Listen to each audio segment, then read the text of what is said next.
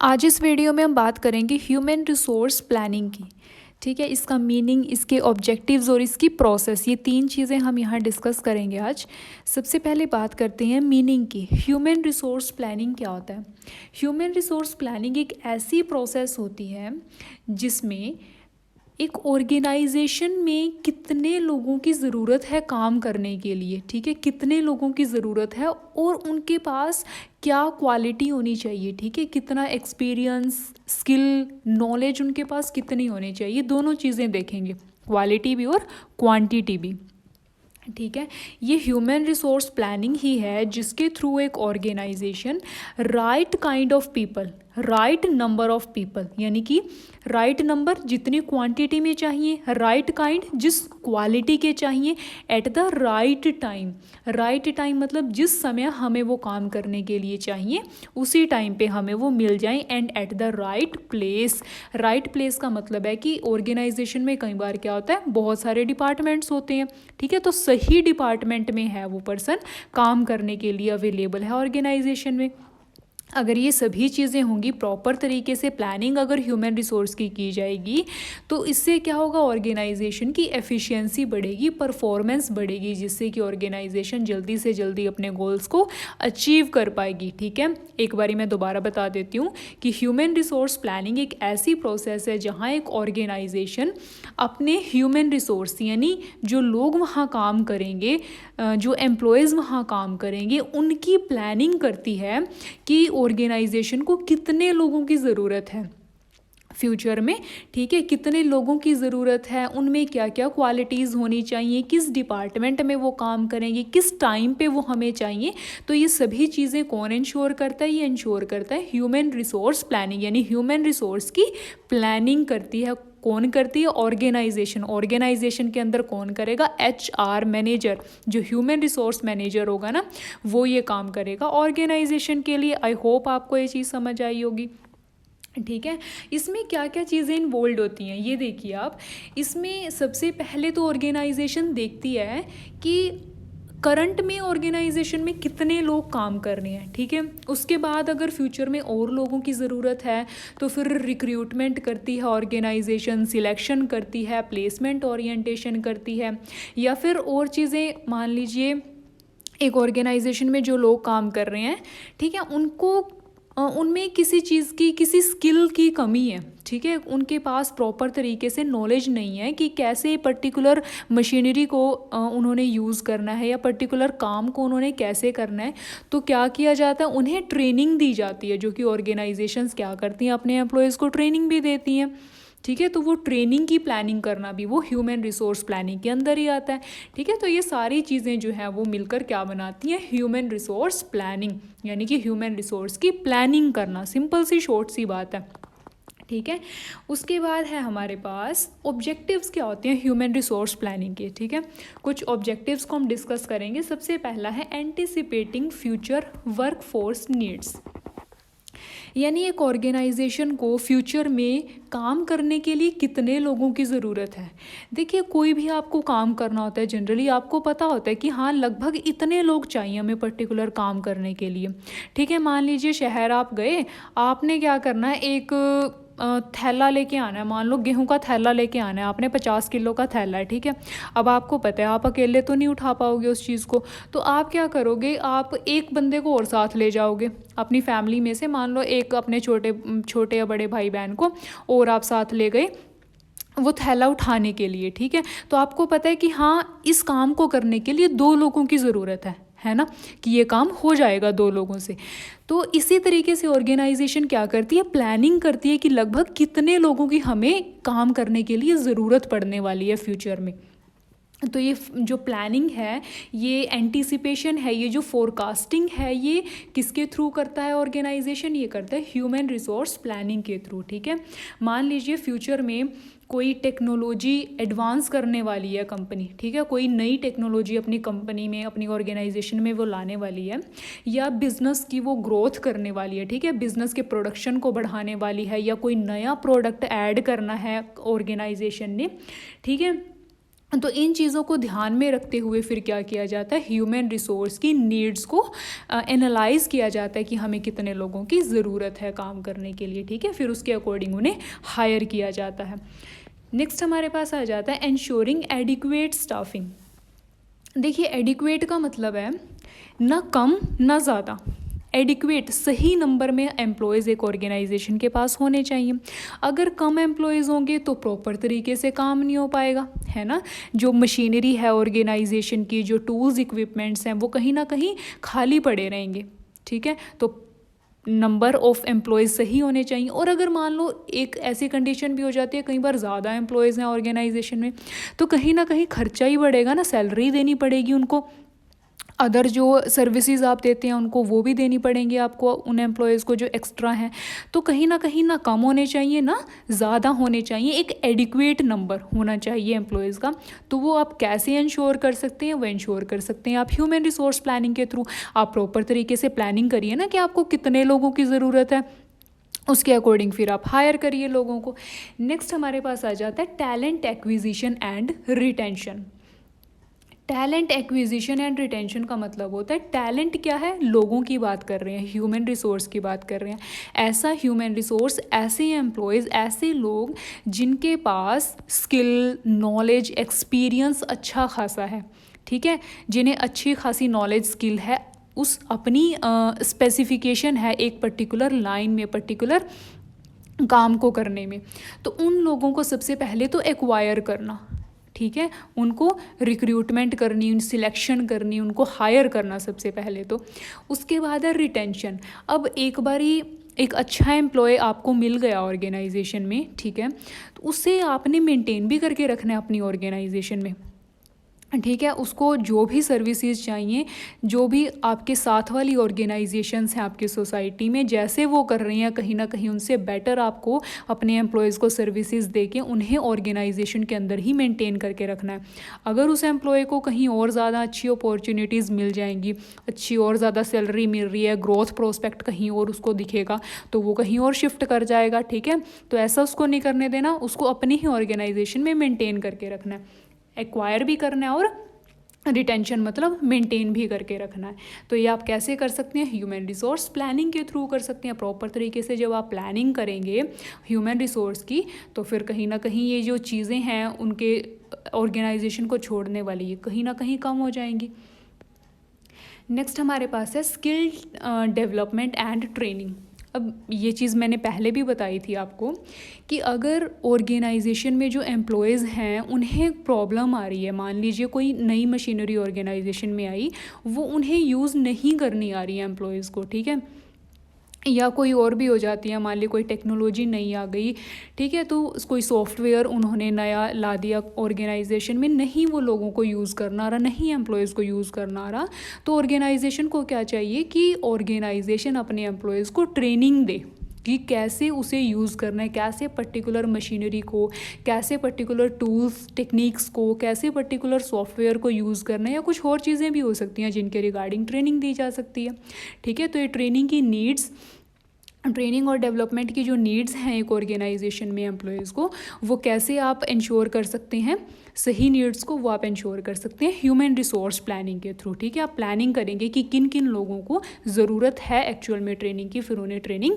दिलाई जाए। नेक्स्ट होता है सक्सेशन प्लानिंग। देखिए सक्सेशन प्लानिंग का सबसे पहले तो मीनिंग देखिए क्या होता है। सक्सेशन प्लानिंग एक ऐसी प्रोसेस होती है जिसके अंदर ऑर्गेनाइजेशन के एम्प्लॉयज़ को ही ऑर्गेनाइजेशन की हायर जो लीडर वाली पोजीशंस है ना, वहाँ पे उन्हें बैठाया जाता है, वो पोस्ट उन्हें दी जाती है, ठीक है। यानी जो लीडर वाली जो बड़ी बड़ी पोस्ट है ना ऑर्गेनाइजेशंस की, वो किन्हें दी जा रही है, वो ऑर्गेनाइजेशन के अंदर जो लोग काम कर रहे हैं उन्हें दी जाएगी, ठीक है। तो ये वहाँ पे लीडर वाली पोजीशन पे बिठाने का ऑर्गेनाइजेशन को भी फ़ायदा होता है, एम्प्लॉयज़ को भी फ़ायदा होता है। एम्प्लॉयज़ को क्या फ़ायदा है, एम्प्लॉयज़ को दिख रहा है कि हाँ ग्रोथ प्रोस्पेक्ट है भाई, और ये जो ऑर्गेनाइजेशन है ये आपको प्रोमोट करेगी और अच्छी अपॉर्चुनिटीज़ आपको मिलेंगी। ऑर्गेनाइजेशन को क्या फ़ायदा है, अगर मान लीजिए वो जो लीडर्स पोजीशन होती हैं, जो टॉप पोजीशंस होती हैं ऑर्गेनाइजेशन को, अगर बाहर से किसी पर्सन को वो हायर कर रहे हैं उन पोजीशंस पे, तो कहीं ना कहीं ऑर्गेनाइजेशन को ज़रूरी थोड़ी ना कि जो बाहर से आप पर्सन हायर कर रहे हैं, आपको क्या पता वो पर्सन प्रॉपर तरीके से उसको नॉलेज है भी या नहीं उस चीज़ की, है ना। तो इस तरीके से ऑर्गेनाइजेशन को भी फ़ायदा है और एम्प्लॉय को भी फ़ायदा है। किस चीज़ का? सक्सेशन प्लानिंग का, क्योंकि ऑर्गेनाइजेशन के अंदर ही जो एम्प्लॉयज़ हैं उन्हें ही आप लीडर पोजीशंस पे बिठाएंगे, ठीक है। इसे बोलते हैं सक्सेशन प्लानिंग। नेक्स्ट हमारे पास हो जाता है कॉस्ट ऑप्टिमाइजेशन। कॉस्ट ऑप्टिमाइजेशन का मतलब है कि कम से कम कॉस्ट आपने लगानी है। कम से कम का मतलब है जितनी लगनी चाहिए, ठीक है। क्वालिटी भी नहीं घटानी आपने। ऐसा नहीं है कि आपने ऐसे एम्प्लॉयज़ को हायर कर लिया जिन्हें काम ढंग से आता ही नहीं है, कोई एक्सपीरियंस ही नहीं है, नॉलेज ही नहीं है एक फील्ड के बारे में, उनको आपने हायर कर लिया, चाहे वो सैलरी कम ले रहे हैं लेकिन फ़ायदा नहीं है ना उन लोगों का। तो ऐसे लोग होने चाहिए, प्रॉपर तरीके से स्किल नॉलेज सब उनके पास हो और सही सैलरी आप उन्हें प्रोवाइड करें, ठीक है। या जो ट्रेनिंग दी जा रही है उन्हें, तो प्रॉपर ट्रेनिंग, देखिए जो ट्रेनिंग की नीड है तभी उन्हें दी जाए, या जिस फील्ड में या जिस पर्टिकुलर एक्टिविटी को करने में उन्हें प्रॉब्लम हो रही है सिर्फ वहीं पे ट्रेनिंग दी जाए, ठीक है।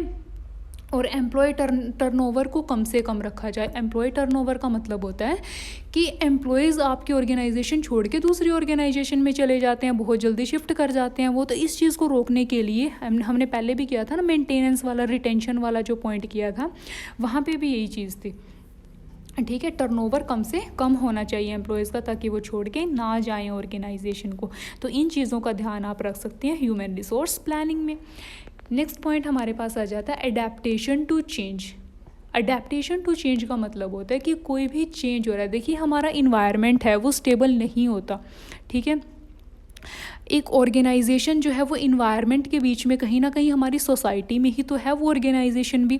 तो जो भी इन्वायरमेंट में चेंजेस आ रहे हैं वो कहीं ना कहीं ऑर्गेनाइजेशन को भी अफेक्ट करते हैं। ऑर्गेनाइजेशन को भी टाइम टू टाइम क्या करना पड़ता है, चेंजेस अपनी ऑर्गेनाइजेशन में लाने पड़ते हैं, ठीक है। और वो जो चेंजेस होते हैं कई बार जो एम्प्लॉयज़ हैं उन्हें नहीं मानते, है ना। एम्प्लॉयज़ कहते हैं कि नहीं, पर्टिकुलर चेंज हमें नहीं चाहिए, लेकिन ऑर्गेनाइजेशन को तो चाहिए ना वो चेंज, क्योंकि जो टाइम है वो डिमांड कर रहा है आपसे कि चेंज आपको होना पड़ेगा। चेंज नहीं होगे तो फिर डिमांड आपकी ख़त्म हो जाएगी, मार्केट में आपकी बिल्कुल डिमांड ख़त्म, ज़ीरो हो जाएगी, ठीक है। तो अब जो अडेप्टेशन टू चेंज है, अब जो एम्प्लॉयज़ हैं उन्हें आप मान लीजिए कुछ नई टेक्नोलॉजी आई, ठीक है। अब वो टेक्नोलॉजी आपको भी लानी पड़ेगी अपनी ऑर्गेनाइजेशन में, आपको मार्केट में स्टैंड करने के लिए। तो वो जो टेक्नोलॉजी आप लेके आए, अब वो एम्प्लॉयज़ को नहीं वो यूज़ करनी आती टेक्नोलॉजी, तो फिर आप क्या करेंगे, उसके अकॉर्डिंग ट्रेनिंग देंगे आप अपने एम्प्लॉयज़ को, ठीक है। तो ये सारी चीज़ें क्या हो जाती हैं, मार्केट कंडीशंस के हिसाब से जो भी नई स्ट्रैटेजीज़ आप अपनी ऑर्गेनाइजेशन में ला रहे हैं, ऑर्गेनाइजेशनल गोल्स को पूरा करने के लिए, मार्केट में स्टैंड करने के लिए, ठीक है, तो वो ह्यूमन रिसोर्स प्लानिंग के थ्रू आप अच्छे से कर सकते हैं। नेक्स्ट हमारे पास आ जाता है लीगल कंप्लायंस। लीगल कंप्लायंस का मतलब होता है कि जो भी लॉज हैं, जो भी लीगल रूल्स रेगुलेशंस हैं, ठीक है, उन सभी को आपकी जो ऑर्गेनाइजेशन है उन्हें मानना पड़ेगा, ठीक है। नहीं मानेंगे तो कहीं ना कहीं फ़ाइन हो जाता है, इम्प्रीजनमेंट हो जाती है। तो प्रॉपर तरीके से ह्यूमन रिसोर्स प्लानिंग आप इस तरीके से कीजिए कि जो भी रूल्स रेगुलेशंस गवर्नमेंट ने बनाए हैं, जो भी लॉज बने हुए हैं, उन सभी को आप क्या करें, प्रॉपर तरीके से आपकी ऑर्गेनाइजेशन जो है वो फॉलो करे, ठीक है। तो लीगल कंप्लायंस में भी आपका ये जो है एक ऑब्जेक्टिव हो जाता है ह्यूमन रिसोर्स प्लानिंग का। हमने 8 ऑब्जेक्टिव्स जो है वो डिस्कस किए हैं ह्यूमन रिसोर्स प्लानिंग के। आई होप आपको सभी अच्छे से समझ आए होंगे। अगर कोई पॉइंट आपको बीच में नहीं समझ आता है ना, तो आप प्लीज़ कमेंट कर दिया कीजिए, मैं वहाँ पे आपका रिप्लाई कर दिया करूँगी, ठीक है। नेक्स्ट हम डिस्कस करते हैं ह्यूमन रिसोर्स प्लानिंग प्रोसेस। तो प्रोसेस क्या होती है ह्यूमन रिसोर्स प्लानिंग की, ये काफ़ी इंपॉर्टेंट टॉपिक है, ठीक है। यहाँ पे हमारे पास होती हैं 6 पॉइंट्स होती हैं, स्टेजेस। इसके बाद हम इनको 1 बाय 1 डिस्कस करते हैं। सबसे पहला है analyse the organisational objective, plans and policies. देखिए यहाँ पे क्या है, एनालाइज कौन करेगा, एनालाइज करेगा एचआर मैनेजर या फिर वो पर्सन जो कि ह्यूमन रिसोर्स को हायर कर रहा है ऑर्गेनाइजेशन में, ठीक है। क्योंकि देखिए जो भी पर्सन ह्यूमन रिसोर्स प्लानिंग करेगा या जो भी पर्सन ह्यूमन रिसोर्स को हायर कर रहा है, ह्यूमन रिसोर्स से रिलेटेड सभी काम कर रहा है, उसे एटलीस्ट ऑर्गेनाइजेशन के बारे में पता तो होना चाहिए कि ऑर्गेनाइजेशन के क्या प्लान्स हैं, क्या पॉलिसीज़ हैं, क्या गोल्स हैं। उन्हें पूरा करने के लिए तो ऑर्गेनाइजेशन काम कर रही है ना। अब मान लीजिए जो ऑर्गेनाइजेशन है, फ्यूचर में ऑर्गेनाइजेशन प्लान कर रही है कि एक्सपेंशन करना है, डाइवर्सिफिकेशन करना है, या फिर कोई नई टेक्नोलॉजी लेके आनी है, ठीक है, या फिर मान लीजिए प्रोडक्शन बढ़ाना है किसी तरीके से किसी भी एक पर्टिकुलर प्रोडक्ट का। तो इन केसेस में क्या होगा, कहीं ना कहीं ह्यूमन रिसोर्स की ज़्यादा ज़रूरत पड़ेगी। तो अगर उस पर्सन को पता होगा इन चीज़ों के बारे में, ऑर्गेनाइजेशन के प्लान्स के बारे में पता होगा, जो एचआर मैनेजर है उसे, तभी तो वो उसके अकॉर्डिंग हायर कर पाएगा लोगों को, तभी तो वो प्रॉपर तरीके से ह्यूमन रिसोर्स की प्लानिंग कर पाएगा, ठीक है। तो सबसे पहला पॉइंट यही आ जाता है हमारा प्रोसेस में कि सबसे पहले तो एचआर मैनेजर को पता होना चाहिए कि ऑर्गेनाइजेशन के प्लान्स क्या हैं, पॉलिसीज़ क्या हैं, गोल्स क्या हैं, ठीक है। जब उसको पता चल गया कि ये प्लान्स हैं, पॉलिसीज़ हैं, तो उसके बाद सेकंड स्टेप हमारे पास रहेगा फोरकास्टिंग ह्यूमन रिसोर्स डिमांड, ठीक है। अब यहाँ पे वो पर्सन जो है वो फोरकास्ट करेगा प्लान्स, ऑर्गेनाइजेशन की प्लान्स पॉलिसीज़ को ध्यान में रखते हुए वो पर्सन जो एचआर मैनेजर है वो क्या करेगा, ह्यूमन रिसोर्स की डिमांड देखेगा कि एक ऑर्गेनाइजेशन में कितनी डिमांड हो सकती है, ठीक है, ह्यूमन रिसोर्स की, उसे वो फोरकास्ट करेगा, ठीक है। तो कई चीज़ों को ध्यान में रखना पड़ेगा उसे ये फोरकास्टिंग करते हुए। सबसे पहले तो राइट नंबर यानी कि क्वांटिटी, सही क्वांटिटी उसको फोरकास्ट करनी पड़ेगी। दूसरी चीज़ उसको फोरकास्ट करना पड़ेगा कि जो क्वालिटी है या किस क्वालिटी के लोग हमें चाहिए, या जो लोग हमें अपनी ऑर्गेनाइजेशन में काम करने के लिए चाहिए उनके पास कितनी नॉलेज होनी चाहिए, कितनी स्किल होनी चाहिए, कितनी क्वालिफ़िकेशन होनी चाहिए, या मिनिमम एक्सपीरियंस कितना होना चाहिए। ये सभी चीज़ें भी ध्यान में रखी जाती हैं, ठीक है। उसके बाद ऑर्गेनाइजेशन प्लान पॉलिसीज़ को तो ध्यान में रखेगा। अच्छा, कुछ चीज़ें और भी होती हैं, जैसे मान लीजिए इन फ्यूचर अगर देखिए जो अगर किसी की डेथ हो गई, ठीक है, कोई एम्प्लॉय आपके ऑर्गेनाइजेशन में काम कर रहा है, अचानक से डेथ हो गई, या फिर कुछ ऐसे एम्प्लॉयज़ हो जाते हैं जो कि छुट्टी ले ली उन्होंने काफ़ी टाइम की, कोई मान लीजिए बीमार हो गया, ठीक है, 1 महीने की 1.5 महीने की छुट्टी लेनी पड़ गई किसी को, या फिर कोई एम्प्लॉय आपकी ऑर्गेनाइजेशन को छोड़ के चला गया, ठीक है, टर्नओवर हो गया। तो इन केसेस में भी कहीं ना कहीं आपको ह्यूमन रिसोर्स की ज़रूरत पड़ेगी, ठीक है। तो इन चीज़ों को भी ध्यान में रखना है। जो ऑर्गेनाइजेशन के प्लान पॉलिसीज़ हैं, जैसे एक्सपेंशन का था, डाइवर्सिफिकेशन का था, टेक्नोलॉजी चेंजेस थे, तो इन सभी चीज़ों को ध्यान में रख के जो एचआर मैनेजर है वो क्या करता है, वो फोरकास्टिंग करता है किस चीज़ की, कि कितने लोगों की ज़रूरत होगी ऑर्गेनाइजेशन में, ठीक है। नेक्स्ट हमारे पास हो जाता है फोरकास्टिंग ह्यूमन रिसोर्स सप्लाई। पहले तो देखा डिमांड, अब देख रहे हैं सप्लाई, ठीक है। पहले तो देखा था डिमांड की ऑर्गेनाइजेशन कितनी डिमांड कर रही है, कितनी डिमांड कर सकती है फ्यूचर में। अब सप्लाई में देखेंगे कि जो ऑर्गेनाइजेशन है उसके पास कहाँ कहाँ से लोग आ सकते हैं, ठीक है, कहाँ कहाँ से हम लोगों को हायर कर सकते हैं। इसका ये मतलब है कि लोगों की सप्लाई कहाँ कहाँ से हो सकती है। तो 2 सोर्सेज होते हैं, इंटरनल होते हैं और एक्सटर्नल होते हैं। अब इंटरनल एक्सटर्नल का क्या मतलब है, देखिए कुछ सोर्सेज होते हैं जो कि ऑर्गेनाइजेशन के अंदर ही होते हैं, यानी कि ऑर्गेनाइजेशन के अंदर से ही आप क्या कर सकते हैं, ह्यूमन रिसोर्स को, अपनी ह्यूमन रिसोर्स की डिमांड को पूरा कर सकते हैं। जैसे मान लीजिए लोगों के प्रमोशंस आपने किए, ऑर्गेनाइजेशन के अंदर क्या होता है, प्रमोशंस भी होते हैं, या सक्सेशन प्लानिंग हमने किया था कि जो लीडर्स होते हैं ऑर्गेनाइजेशन के वो हमने कहाँ से हायर किए, ऑर्गेनाइजेशन के अंदर से ही हायर किए, या फिर ट्रांसफ़र हो गए, ठीक है। तो ये जो सभी चीज़ें हैं यहाँ से इंटरनली ऑर्गेनाइजेशन के अंदर से ही क्या हो गई, सप्लाई हो गई। अच्छा, एक और हो जाता है, कई बार मान लीजिए कई डिपार्टमेंट्स होते हैं ना ऑर्गेनाइजेशन में, जो बड़ी बड़ी ऑर्गेनाइजेशंस हैं वहाँ पे कई कई डिपार्टमेंट्स होते हैं। तो कई बार ऐसा होता है कि मान लीजिए एक डिपार्टमेंट में तो काफ़ी ज़्यादा लोग हैं, जितनों की ज़रूरत भी नहीं है उतने ज़्यादा लोग हैं, ठीक है, दूसरा कोई ऐसा डिपार्टमेंट है जहाँ पे लोग कम है, वहाँ पे ज़्यादा लोगों की ज़रूरत है, तो वहाँ से फिर ऐसे ट्रांसफ़र भी कर लिया जाता है, जहाँ ज़्यादा है वहाँ से कम में शिफ्ट कर दिया जाता है। ठीक है, तो ये कुछ इंटरनल सोर्सेज होते हैं। कुछ एक्सटर्नल सोर्सेज भी होती हैं कि जो एक ऑर्गेनाइजेशन है वो कहाँ कहाँ से हायर कर सकती है, यानी कि ऑर्गेनाइजेशन से बाहर से कहाँ से वो लेके आएगी। ठीक है, कहाँ कहाँ पे वो एडवर्टाइजमेंट्स दे सकती हैं या क्या कर सकती हैं वो रिक्रूट करने के लिए लोगों को।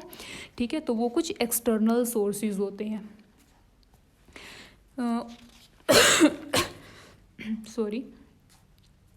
तो यहाँ पे कुछ प्रेजेंट और एग्जिस्टिंग ह्यूमन रिसोर्स हमने बात कर लिया, जो इंटरनल हो गया। ठीक है, यानी कि जो एग्जिस्टिंग है हमारे पास ऑर्गेनाइजेशन। देखिए यहाँ पे 3 चीज़ें, ये पॉइंट्स में क्या हो जाएगा, पहले हमने देखना है प्रेजेंट और एग्जिस्टिंग ह्यूमन रिसोर्स, यानी कितने लोग हमारी ऑर्गेनाइजेशन में अभी हैं, प्रेजेंट में हैं वो। उसके बाद हम देखते हैं पोटेंशियल एडिशंस को हम ऐड करते हैं। ठीक है, मान लीजिए कि हम कितने लोगों को हायर कर रहे हैं ऑर्गेनाइजेशन में, इन फ्यूचर कितने एडिशन होंगे, कितने और लोग ऑर्गेनाइजेशन में आएंगे, उन्हें ऐड कर लीजिए आप एग्जिस्टिंग वाले में। नेक्स्ट आपको होता है पोटेंशियल लॉसेस मतलब जितने लोग ऑर्गेनाइजेशन में थे लेकिन वहाँ से चले जाएंगे, जैसे मान लीजिए किसी की डेथ हो गई या फिर किसी ने ऑर्गेनाइजेशन छोड़ दी। ठीक है, तो इस तरीके से जो लॉसेस होंगे ह्यूमन रिसोर्स के, यानी जो लोग ऑर्गेनाइजेशन को छोड़ के जाएंगे, तो इन 3 चीज़ों को यहाँ पे, इन 3 चीज़ों को भी आपने प्रॉपर तरीके से कंसीडर करना है कि अभी कितने लोग हैं, कितने आ सकते हैं और कितने जा सकते हैं ऑर्गेनाइजेशन से। ठीक है, नेक्स्ट हमारे पास 4th पॉइंट होता है। अब देखिए हमने डिमांड को डिस्कस किया कि डिमांड को फोरकास्ट किया जा रहा था 2nd पॉइंट में। 3rd पॉइंट में हमने डिस्कस किया कि सप्लाई कहाँ कहाँ से आ सकती है ह्यूमन रिसोर्स की। अब 4th पॉइंट में पता है क्या करेंगे, रिक्वायरमेंट हमें कैसे पता चलेगी, estimating the net human resource requirement. ठीक है, अब हमने क्या निकालना है, नेट रिक्वायरमेंट निकालने है कि प्रॉपर हमें पता चल जाए कि इतने लोगों की हमें ज़रूरत है। तो हम क्या करते हैं, एस्टिमेटेड डिमांड में से एस्टिमेटेड सप्लाई को लेस कर देते हैं। जो गैप होता है ना डिमांड का और सप्लाई का, इसे हम मेज़र करते हैं।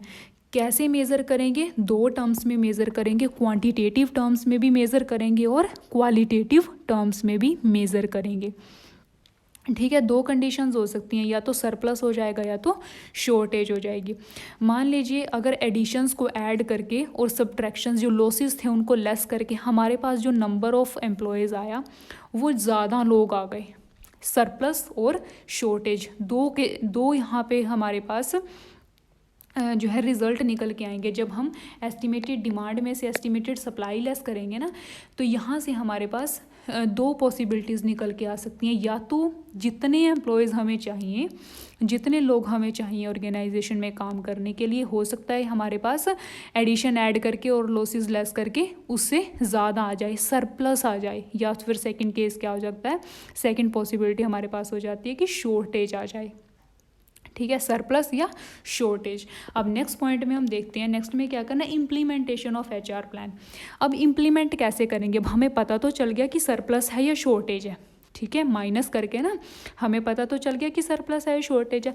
अब इम्प्लीमेंट कैसे करेंगे HR प्लान यानी ह्यूमन रिसोर्स के प्लान को, मैंने वही बताया था 4th पॉइंट में, या तो शॉर्टेज होगा या तो सरप्लस होगा। देखिए यहाँ पे भी लिखा हुआ है दोनों पॉइंट्स में, या तो शॉर्टेज या तो सरप्लस।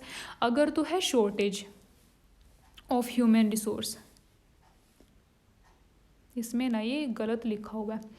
देखिए अगर तो शॉर्टेज है कि लोग कम है मान लीजिए ऑर्गेनाइजेशन में, ठीक है, ये उल्टा लिखा हुआ है। शॉर्टेज में ये रिक्रूटमेंट आना था, रिक्रूटमेंट सिलेक्शन प्लेसमेंट, और ये सरप्लस में हमारे पास ये अर्ली रिटायरमेंट वाला आना था। देखिए कैसे होगा, अगर तो मान लीजिए जितने लोगों की ज़रूरत है उससे कम पड़ रहे हैं हमारे पास, तो ऑब्वियसली हम क्या करें, कम पड़ रहे हैं तो औरों को लेके आएंगे। तो क्या करेंगे, रिक्रूटमेंट करेंगे, सिलेक्शन करेंगे और प्लेसमेंट करेंगे। ठीक है, और लोगों को हायर करेंगे ऑर्गेनाइजेशन में, कहने का मतलब है। और सेकंड केस अगर सरप्लस हो जाता है ह्यूमन रिसोर्स का, सरप्लस हो जाता है तो उस केस में क्या करेंगे, यानी लोग ज़्यादा हो गए, इतनों की हमें ज़रूरत नहीं है ऑर्गेनाइजेशन में, ज़्यादा हो गए, हमारे पास तो सैलरी का खर्चा ही बढ़ गया, तो हम क्या करेंगे, हम उनको ऑर्गेनाइजेशन से निकाल देंगे। ठीक है। तो हम क्या करेंगे, उनको मान लो रिटायर कर देंगे, अर्ली रिटायरमेंट दे देंगे, उनको ले ऑफ कर देंगे, टर्मिनेशन कर देंगे, डाउन साइजिंग कर देंगे, ठीक है। तो उन्हें कहीं ना कहीं ऑर्गेनाइजेशन से बाहर कर देंगे हम, क्योंकि हमें ज़रूरत नहीं है इतने लोगों की, ठीक है। 2 केसेस हैं, ये थोड़ा सा गलती हो गई यहाँ पे लिखने में, ये उल्टा हो जाएगा। शॉर्ट वाले में जाएगा रिक्रूटमेंट, सिलेक्शन एंड प्लेसमेंट, और सरप्लस वाले में जाएगा ये early retirement, lay off, termination and down sizing. Next हमारे पास आ जाता है 6 point, control and appraisal of human resource plan. इसमें क्या है, आपने प्रॉपर तरीके से सब कुछ कर लिया, सरप्लस हुआ तो आपने जो ये सरप्लस हुआ तो आपने क्या कर दिया, निकाल दिया, और शॉर्टेज हुई तो आपने हायर कर लिया। अब आपने सब कुछ कर लिया। अब यहाँ पे आप देखेंगे कि आपने जो ये सारा काम किया, पूरी प्रोसेस आपने ह्यूमन रिसोर्स प्लानिंग की करी, क्या इससे कुछ फ़ायदा हुआ ऑर्गेनाइजेशन को, कि क्या ऑर्गेनाइजेशन के ऑब्जेक्टिव को अचीव करने में इसने कुछ हेल्प की आपकी। इन चीज़ों को आप वहाँ पे क्या करेंगे, देखेंगे, ठीक है। अप्रेजल आप करेंगे उस चीज़ का, और अगर कुछ गलत हो रहा है या कुछ प्रॉपर तरीके से प्रोसेस नहीं हुई है, ठीक है, तो आप क्या करेंगे, उन चीज़ों को फिर रिव्यू करेंगे और मॉडिफाई करेंगे। रिव्यू करके आप उनको फिर दोबारा से कहीं ना कहीं, अगर जहाँ पे भी गलती है, फिर आप उन चीज़ों को मॉडिफाई करने की कोशिश करेंगे, उनको दोबारा सही करेंगे, ठीक है। तो यही हमारी पूरी प्रोसेस थी। 6 पॉइंट्स हमने डिस्कस किए हैं प्रोसेस में। आई होप आपको सारे के सारे समझ आए होंगे। और नेक्स्ट अगर किसी टॉपिक पे आपको कोई वीडियो चाहिए तो आप हमें कमेंट बॉक्स में कमेंट कर सकते हैं। And thank you guys.